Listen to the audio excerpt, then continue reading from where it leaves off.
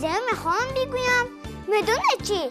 برای مثبتی درست با آدمان کلمه ها ضروری هستن که ما باید دانیم.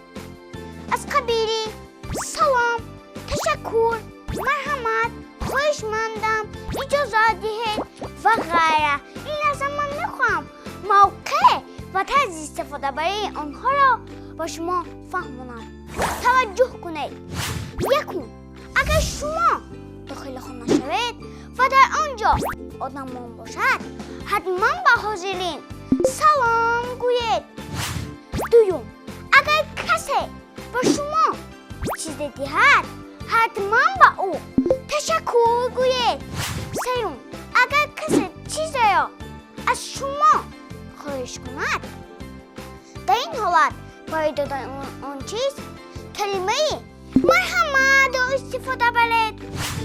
چهارم، اگر خواهش چیزی را از کسی گرفتن داشته باشید حتما خواهش جانم با من آن چیز را دهید گویان التماس کنید. پنجم، اگر که خواهید با این طرف یا با آن طرف گذارید با شخصی در پیش بودن اجازه دهید من با آن طرف گذارم گویان رجوع کنید. ششم، اگر همصحبتتان از شما کلام باشد حتما با او شما گفتم رجوع کنید. اگر از شما خود باشد خواهرکم یا دادرکم دوستم گویان صحبت کنید.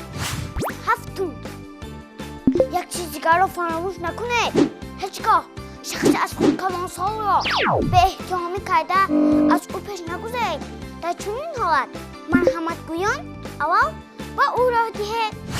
دوستان عزیز، اگر همه ما چنین عملها را با کار بریم شخصان خوب و معرفت با وای میرسیم و در آینده دوستان زیاد پیدا خواهیم کرد.